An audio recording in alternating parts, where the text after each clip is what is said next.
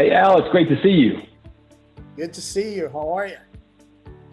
I'm well. Thanks for asking. I'm with Al Da Silva, the COO of 217 Solutions, as well as just kind of a entrepreneur in general. Al, it's been a unique year to say the least. As you lead companies, as you're helping others transition and really figure out how to move themselves forward, give us a little glimpse as to the things that you've done this year of helping companies pivot and keep going. Absolutely. One of the things that we do is go back to the business fundamentals. One thing that I have embraced with my consulting company, we call the framework for higher performance. And that goes back to the basics. The basic is leadership. We have to go back to training our leaders and making sure we are enabling leaders to be leaders. Second, taking care of our people. Our people are one of the most important assets of a business. Third, making sure that our people have the right processes and procedures to be successful. Fourth, taking care of our customer and actually have a strategy to reach them with the marketing. Fifth, taking a look at our profitability and making sure that everything that we're doing is profitable.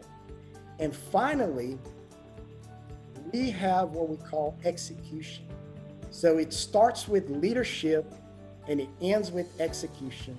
And we actually have a name for this tool that the Silva Consulting has developed. We call it vision to bottom line.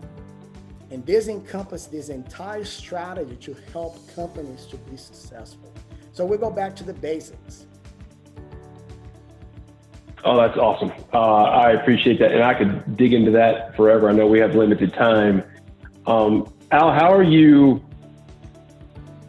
looking at Q4 right now as companies are trying to wrap up the year and prepare themselves for 2021? And we'll get to the preparation piece in just a second. But how are you helping companies kind of put a bow on this year and wrap things up? I think it's important to take a look at the metrics that you have available to see how you have done so far. The metric, it's the indicator. It's something that allows you to get a pulse. I'm a registered nurse. So one of the things that we do when we're doing an assessment of a patient, it's the same thing with the company. You have to do an assessment, evaluation, find out where you are. And then from that point on, identify opportunities for improvement. And as we look at those things, at the metrics, the drivers, what is driving, how have we done it? And then how can we pivot for the next year? What's working well? Let's continue to maximize that. What's not working well based on the metrics? How can we improve? Are there things that we need to change? Are there things that we need to quit doing? Those are some of the things that I'm guiding our companies that we're working with, and also 217.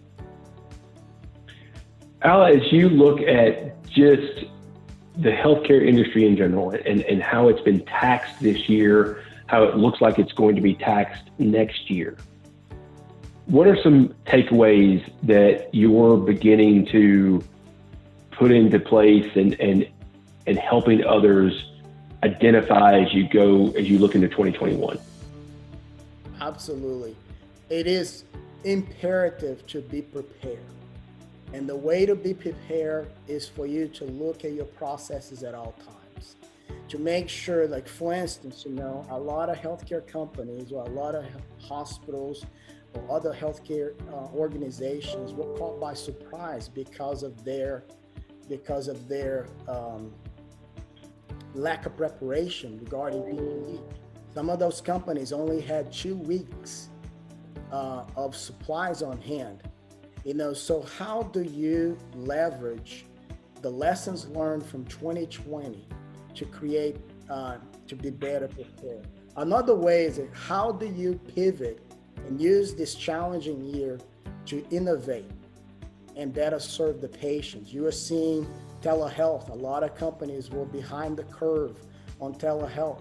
The companies and the healthcare organizations that were on the cutting edge of telehealth were able to better serve their patients. So those are some of the things that I would advise healthcare companies to be involved in, innovation, being prepared, evaluating risk, taking care of the patient and the families, and taking care of your resources. They're very much limited. And the way to do that is having tight processes and procedures involving your employees and making sure that everybody's working cohesively as a team. As you look into 2021, and that was a fantastic framework that you just laid out. But as you look into 2021, as you start helping people prepare for it, is there anything in addition that you're doing right now from a prep standpoint, or you're helping them think about as they try to put a 2021 plan together? Absolutely. One way we do this is actually taking and guiding the companies through a budgeting process. And the way we take budgeted, we actually look from a vision to bottom line tool. So the budget is not just another activity that we do. A lot of times people see the budget as an arduous thing to go through and don't see a whole lot of value in it. We see it as a very valuable tool when it's tied together with the vision to bottom line, because we align the goals and the metrics right with the budget. And then we break that down in the monthly and quarterly. And then we are meeting with our team to make sure that they understand how well we are doing. We actually embrace analytics and data in terms of creating a dashboard that reflects those measures that we are pursuing that are tied back to the budget. So those are some of the things that we do for our clients. We develop a financial operation dashboard. This is something that we're doing for 217 Solution to get us ready for the following year.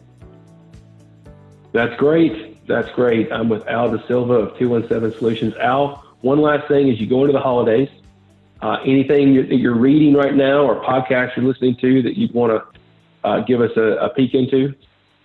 Absolutely. I like to listen to books. So This Is Your Ship is one of them. Really, really enjoyed that book. It's a great one. Extreme Ownership is another one, another favorite of mine. And then I saw yesterday Conscious Leadership, which I will start listening here soon. So I look forward to hearing that. That kind of piqued my interest. A lot of good nuggets there that I want to hear about. So those are the three that I would recommend. Awesome. Buddy, I appreciate you. Great picture of the beautiful city of Memphis behind you. And I wish you a happy Thanksgiving. Thank you. Happy Thanksgiving. Thank you for your time. All right. See you soon. See you.